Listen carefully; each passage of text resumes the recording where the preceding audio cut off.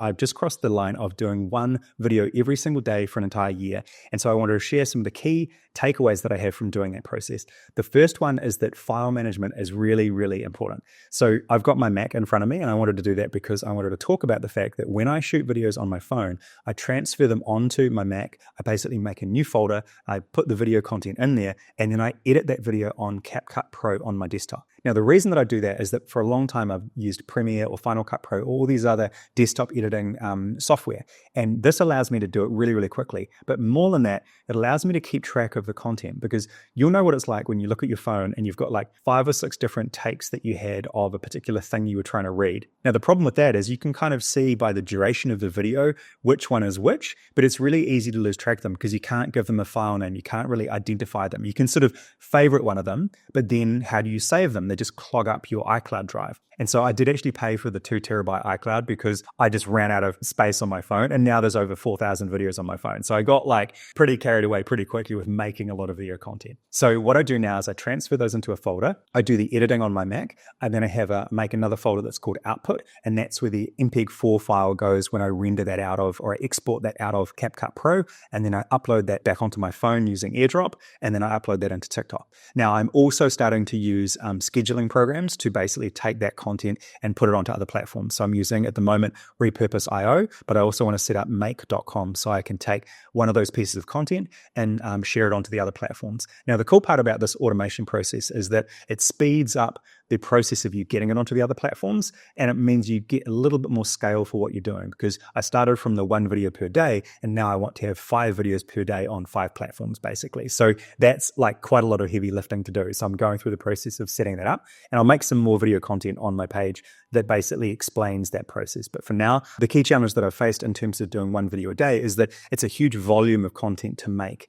and keep track of, and it would fill up my phone really quickly. And so when I actually transfer it onto the hard drive, I make a folder name, and I use the reverse date system, or the Japanese date system, which is year, month, and day. And then I can have the rest of the file name on there. I can say whatever this piece of content is, and it will probably be called podcast episode 1. But then I can actually keep it all in order because everything's chronological, and I can find the files really, really easily. And so that folder name is what goes onto the output file as well, the MPEG-4 that gets uploaded. So then that goes on back onto my phone. I upload it to TikTok or to Reels or to anywhere else I want to put it. But that allows me to keep track of the video. I can delete the file from my phone, and then I can also take those files from my laptop and take that entire folder and put it onto an external hard drive if I want to back it up that way. I usually don't delete the footage because I like to actually have it around, because I think in my entire career, I would have to hang on to footage and content on behalf of clients. So I really don't feel comfortable deleting anything, but I do take some of the source files and then I usually export them again at a lower bit rate, because when I'm recording on my camera 4K at 60 frames a second, it's usually 60 megabit per second, which fills up your hard drive really, really quickly. So then I want to try to compress that down to maybe 15 or 20 megabit, which is usually around the final output size I do is about 25 megabit. Anyway, this gets really technical, and I don't want to get too much into that during this podcast because you can find all those technical in-depth videos that I do one by one. But the point was, try to keep them all organized in folders, because that will allow you to offload that stuff when you don't need it onto external hard drives. And already I think I'm up to 850 gigabytes over the last year of uploading content and creating content. So you're going to fill up hard drives very, very quickly while you do this. And some people don't care. They just literally upload content from their phone onto TikTok and then delete everything. And that's okay if that's the process that you want to use. I'm just saying, for me, I like to keep it all organized. I like to maybe go back and do a re-edit on an earlier video and maybe find a slightly different way to talk about something. There's all these different things you can do if you store that stuff in a really organized way. And the next thing is to make sure there's a mixture of content on there. I did a lot of videos where I was speaking to camera and I was basically had a script in mind, and I talk straight to camera like this and have a point to get across. But those can be quite stressful to do, because you've got to prepare the script, you've got to do a few takes, you've got to do a few rehearsals to find something that's like really engaging, and that can be quite difficult to do. So what I would do is have a variety of content, things like vlog content where I would go to a cool cafe or just see some cool background things or something interesting that was happening in the city that I happened to be visiting at the time. And of course, being a digital nomad for like the last 2 years pretty much, I've been able to have a lot of content that I've been able to capture and share all sorts of cities all over the world, which has been really cool. But if you're actually not traveling around too much and you're pretty much just in one place, you can just share this content that's straight to camera and it's you turning up every single time and talking, if that's the kind of content that's right for you and that's what you want to share. But you might want to have more of a vlog style. You might want to have interviews you do with people, or you might want to have a faceless channel where you don't see you at all and it's just the things that you're looking at with your phone. But either way, you'll be capturing a huge amount of content, and the key thing you want to do is try to keep that all organized. And so what I think is really important is to kind of be kind to yourself. You'll have these bigger videos where you might have a lot of edits and you might have a voiceover because you're doing a whole demo of something or explaining something really cool that you saw or a point you want to get across. And those can be really in-depth and they take a long time. Now, if you want to do that, that's great, but it can be really time-consuming. So you want to have these occasional videos, which it might just be like one shot. Some of the most successful videos I've got is literally me at an airport, just with usually a sunset and a plane taking off in the background, and I'll put a quote over the top of it and just have some beautiful music playing. Those get thousands of views every single time because it's inspiring, it's uplifting. I use like the motivation hashtag, and people love that stuff. And I love it too because it makes me think about how lucky I am to travel, and that really resonates with other people. And so I'll share that video and that gets like 5,000 views. And then the very next video is me in the airport talking about digital marketing or some other thing that I normally talk about, and it gets like 500 views. And it doesn't matter because at the end of the month, those really build up. And if you're doing one video per day, I'm getting probably 30 or 40,000 views a month at least, maybe up to like 150,000 every single month, because the cumulative value of all the views across all the videos that I've done that particular month, but also the views from videos that are older as well. And occasionally I have these crazy viral hits that do really, really well. And you'll have the same. You won't know what's going to work. You just need to keep uploading consistently, and then you'll suddenly find something just works and resonates with an audience. And then it's your choice if you want to lean into that and make content along that same line. Now, especially on platforms like TikTok, sometimes it's a bit ridiculous. It's kind of a little bit more entertainment based. And if you want to share stuff that's quite serious for your business or your product or service, it's hard to lean into this entertainment side of it sometimes because it's a little bit silly. But I do actually have a video that I did recently, which was the SpaceX rocket landing. I did like a reaction video to it. And then I did another reaction video where I was just like eating a bag of chips. I wasn't saying anything. I was just watching it from a different angle. And that I think got 200,000 or 300,000 views. So you never know what's going to work really, really well. And you have to make a decision once that stuff goes basically viral if you want to lean into making more of that kind of content or if you want to do something else. I don't think I really want to become a space channel where I just talk about rockets and rocket landings and moon landings and Mars missions. But if a segment of my audience actually likes that stuff, then yeah, sure, I'll probably do some videos like that as well. So you've just got to make this choice and make this balance between what people actually find exciting and interesting on that platform and the message that you want to really want to share with people. But also you get to hijack that occasionally. And the reason that I bring up the SpaceX launch is that there will be things that happen during the month or during the week where there's a whole bunch of attention at it, and you can hijack that attention if you want for your message, and you can basically comment or react or create a video in that vein basically of whatever that theme is, that trend, and then you can actually hijack some of that attention for yourself. Now sometimes that's really simple because it might be Halloween or Black Friday sales, or it might be the holidays. So those are really easy ways that you can hijack attention for your brand at those times. But also that gets really, really competitive as well because everyone's competing for attention at the same time for those things, especially brands, because they're trying to put paid advertising in those spots. And the platforms, because the algorithm, they don't want to flood the algorithm with that content, so they'll actually be looking for other stuff. You could actually do something the opposite, and you actually might get into the feed because it's contrarian thinking about what's popular, and the fact that the algorithm is looking for variety and it's constantly testing variety to see what people want. Gosh, need to pause for a second. A key thing that I've realized, which is completely obvious, is that visual hooks are really vital. The two most popular videos that I've had a lot of visuals going on in them. One was a TikTok trend report. Another one was that SpaceX rocket launch. And I had on screen like a lot of comparison so you could see the difference between how big the rockets actually were, these different rockets over time compared with the Statue of Liberty, because then you could see it really easily.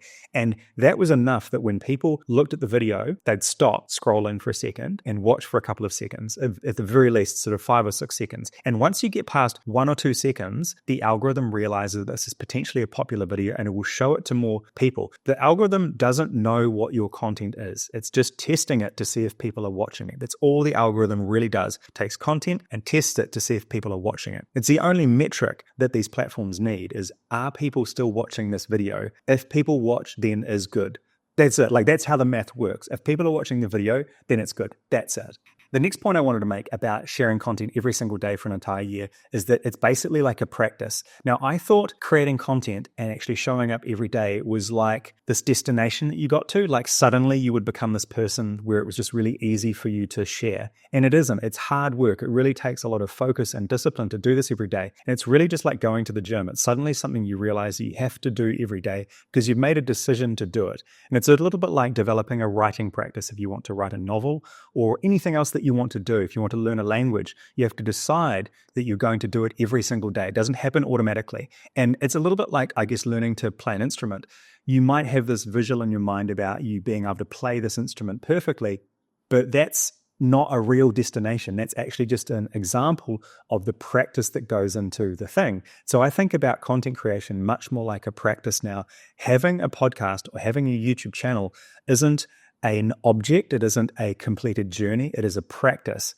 You do it every day. Being a content creator is practice. And literally every single time you make a video, you're just practicing. You're just having a go and seeing what works, and you'll get better and better at this over time. So you just have to make a decision about adopting this as a practice, but like doing yoga or going to the gym. Once you make the decision, it becomes easy because you've prioritized it above the other things that you would usually do with your time. So once you've done that, you can just keep making content and showing up on a regular basis, and it becomes easier. But like I said before, as long as you have a variety of content, you can occasionally have something that's a little bit simpler. You can have these more complicated scripted videos, and then you can have something simple like a single shot, and that's all you have. And then basically that's the video for today, is something like really simple. I call these scenic videos, where I just have a completely locked off shot of something that's really beautiful, some trees or a sunset or just something that I saw, and that's all I share for that particular day, just so it only takes me a few minutes to make. And then the next day, I might do something a bit more complicated. So be kind to yourself. Don't feel like you have to turn up every single day with a perfectly scripted thing that makes a lot of sense. You can just do really simple things, but it's the practice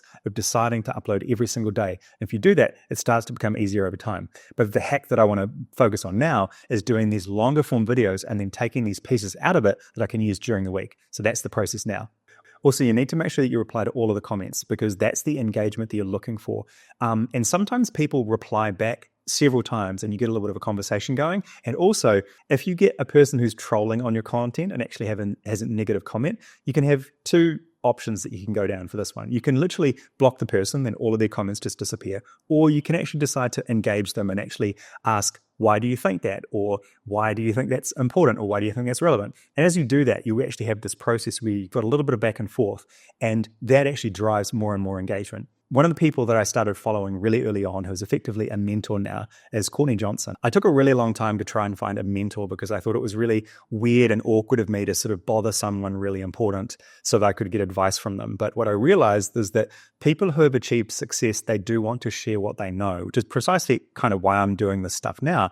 I've achieved success through my career, through making content, and I want to share that with other people as well. And so the example that I gave of Courtney Johnson, she actually has a LinkedIn cohort that she actually runs. She's got a whole bunch of content that you can buy and opt into. And I, have her as a basically a coach, a mentor every single month. And she says that trolls are little engagement fairies that sprinkle engagement fairy dust on your content.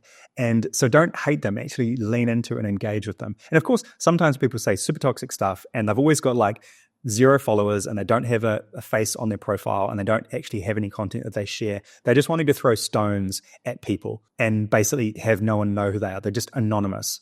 And so this is the key difference, is that because you are turning out online and sharing, you're exactly the sort of person they hate, because that's actually who they want to be. They would like to be more confident and more comfortable with themselves, and they can't bring themselves to that point. They don't actually like themselves. And so what they're doing is they're expressing their dislike for themselves against other people. They're not actually okay with themselves. And I bet you, if you're the person who actually wants to create content, or you're already creating content, is that most of the time you have positive comments to say on other people's content.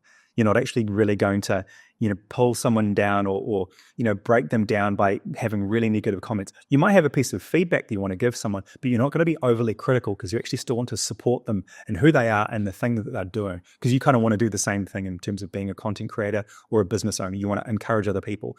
And there is like the spectrum of encouragement where I think LinkedIn's a really good example of how it's just this echo chamber of everyone just saying all this nice stuff about all these things that they did recently in terms of what the company's done and what they're doing now. And isn't this all wonderful? And I think it's hard because it can sometimes feel disingenuous and false. But the coolest part about it is it still works because people are engaging there in this really friendly kind of business lunch, business dinner kind of environment where everyone's just saying the right things to each other to be seen and to be heard and to be valued within this corporate environment. And of course, you can do that within your social network and the content that you have for the particular audience that you're going for. If you want a very corporate audience and you want senior managers to notice you and to get hired, then the voice that you speak in is going to be more of a corporate tone of voice. And that's totally fine if it's right for what you're doing. And also, if you're baking cupcakes and you're just talking about everyday things, then you're going to have a completely different tone of voice. It's not going to be corporate. So you will find the right tone of voice for your audience. And don't worry about how it sounds initially. Just practice and see what sounds good and see what resonates with people. And then eventually you'll start to find your own voice. What I've found now is my own voice. And now that I've found that, I want to help other people find their voice. And so that's why I'm doing this.